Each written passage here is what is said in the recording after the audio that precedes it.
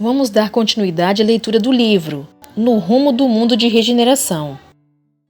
As sublimes leis não convêm com os desastres morais que praticamos, seja qual for a justificativa, sempre falsa. Prosseguem as providências. Eu continuava profundamente emocionado com tudo de que participara, especialmente com a coragem da fé e do amor, do abnegado irmão Eurípides. Acercando-se de Spinelli, disse-nos: a visita fazia parte do nosso programa. Nada, porém, deveríamos anunciar antes, em razão de muitas dificuldades que poderiam impedir a sua execução. Neste momento, em diversos conglomerados dessa natureza, nossos grupos estão realizando algo semelhante, e a continuar por todo o planeta, preparando os acontecimentos do futuro. A mudança planetária será radical, porque o progresso é inabordável, e ninguém pode detê-lo, porquanto está entre as maravilhosas leis de Deus, e saibamos executar as tarefas que nos competem, e servem de auxílio aos serviços de mais alta magnitude. Logo ouvimos o resultado da visita dos engenheiros espirituais e de outros grupos que visitaram especificamente setores que lhes diziam respeito. Eu não tinha ideia da hora, em razão das sombras dominantes. Sem identificar a origem, repentinamente percebemos uma claridade diáfana que se espraiava por toda parte, deixando-nos ver os pântanos, à sombra das montanhas altaneiras. Agora captávamos mais o coachar dos batráquios, com as lamentações humanas hórridas que escapavam das águas lodacentas, entre papoulas do brejo, ninféias, juncos e outras, com seus longos caniços. Era um espetáculo comovedor e terrível, porque ali estavam afogando-se sem cessar muitos espíritos infelizes. Nas bordas, alguns onzenários, revolvendo a lama como se fossem lâminas de ouro, imundície que sua mente viciosa enxergava de maneira diferente. A luz branda que os permitia serem vistos constrangia-nos pelos seus aspectos horripilantes e degradações da forma da face. Os apelos eram em gritos e revolta, reclamações e justificativas. Também se agrediam mutuamente, num espetáculo deprimente e intérmino. Surgiu do outro lado em que nos encontrávamos um grupo espiritual formando uma fila indiana que avançava pelo tremedal. Alguns carregavam lanternas antigas que derramavam uma claridade avermelhada, enquanto outros seguravam redes brilhantes que se destacavam nas sombras.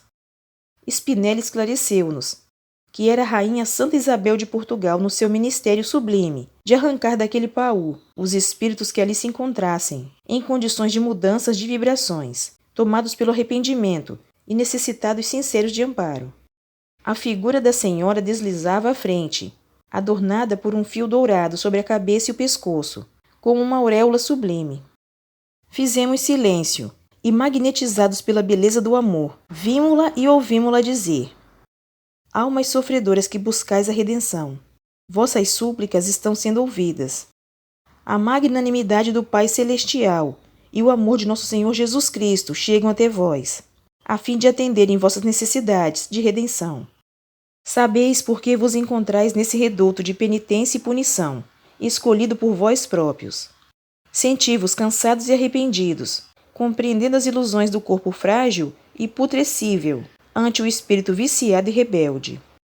Vimos buscar-vos sob a ternura da nossa Mãe Santíssima, a Senhora dos Anjos, que se compadeceu das vossas dores. Esta é uma oportunidade última, que não deve ser desconsiderada, pois que logo mais uma chuva de mais rudes sofrimentos cairá sobre vós na grande mudança para outras paisagens, mais primitivas.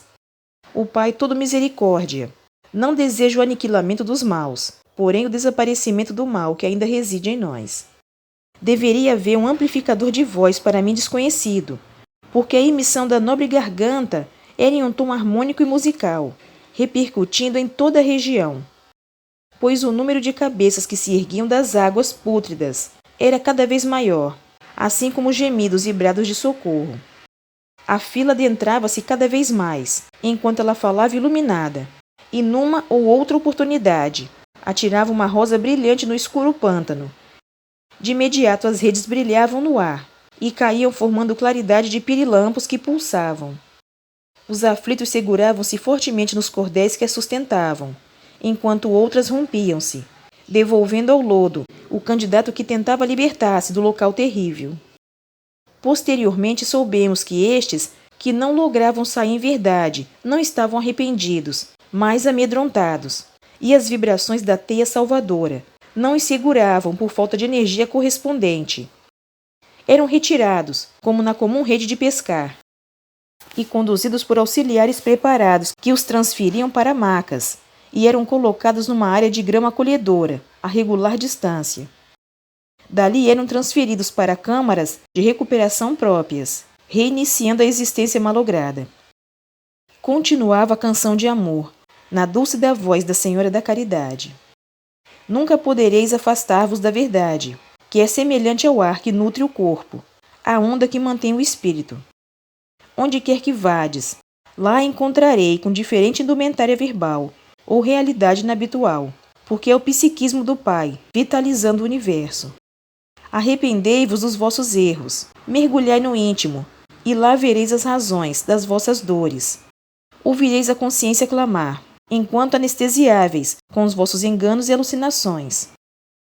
As sublimes leis não convêm com os desastres morais que praticamos, seja qual for a justificativa sempre falsa. Recomeçai pensando em Jesus, no seu Calvário e sua dedicação total a nós, sofrendo sem motivo, somente para que pudéssemos compreender que a evolução é inevitável, e a dor é um dos seus instrumentos. Dai-vos a vós mesmos outra oportunidade. A grande noite que se arrasta com pesadelos já se dilui ao nascer de um novo dia, o da redenção. Oferecemos o nosso amor maternal, para que tenhais forças de libertar-vos das rudes paixões destrutivas, que permanecem asfixiando-vos nos seus tenazes. Agora é momento muito desejado. Vinde pensando na libertação, a fim de seguirdes o rumo da felicidade. Jesus vos espera, e nós também.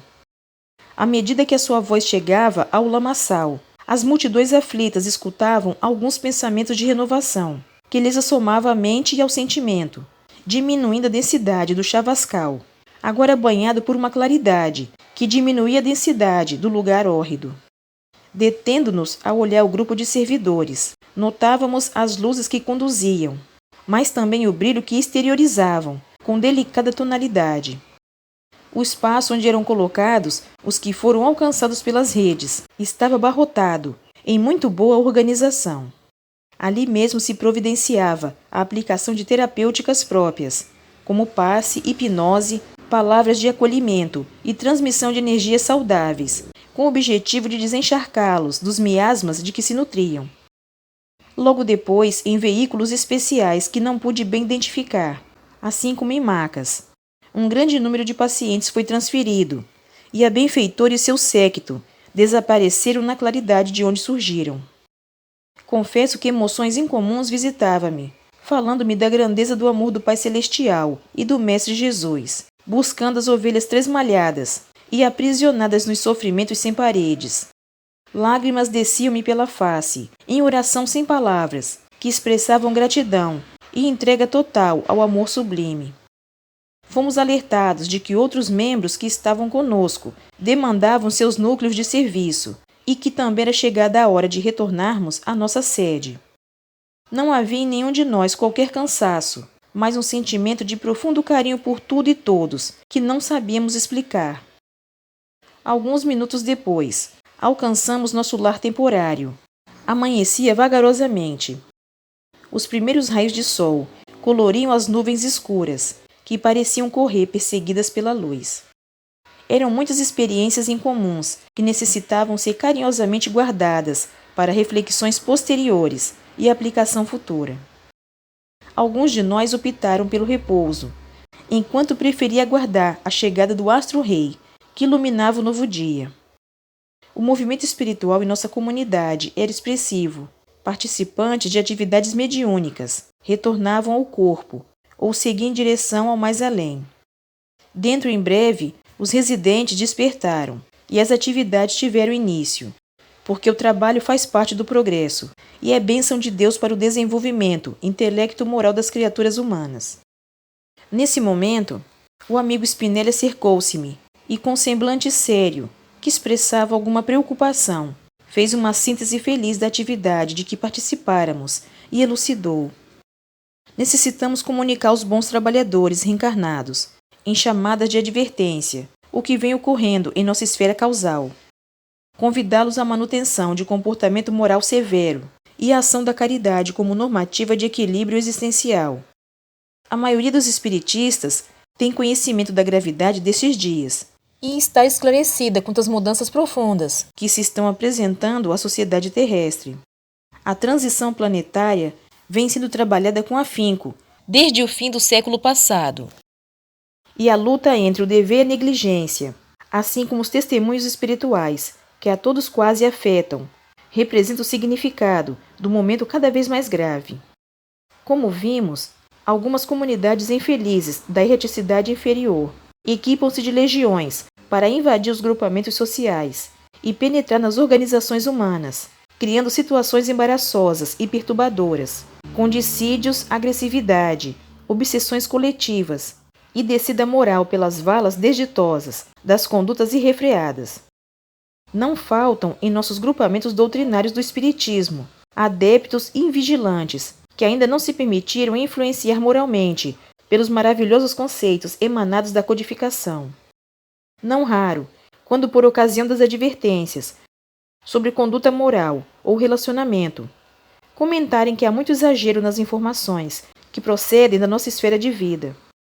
Outros mais afoitos rotulam-nas de animismo quando são gentis, ou acusam com facilidade de tratar-se de mistificação de espíritos zombeteiros, ou mesmo dos médiuns. E preferem adotar as modas, as novidades de comportamento, denominando os fiéis como ortodoxos e a eles mesmos como evoluídos. Todos irão fatalmente desencarnar e constatarão de visu, arrebanhados pela realidade, que se negaram a aceitar. O benfeitor sorriu numa expressão de quem lamenta a ocorrência de tal natureza e continuou. Somos quase todos devedores ante as leis soberanas da vida, portanto sujeitos aos impositivos da evolução. O Espiritismo repete Jesus, e a sua mensagem encontra-se íncita em todos os postulados com que os embaixadores do Evangelho compuseram a codificação com a sensatez e o equilíbrio de Allan Kardec.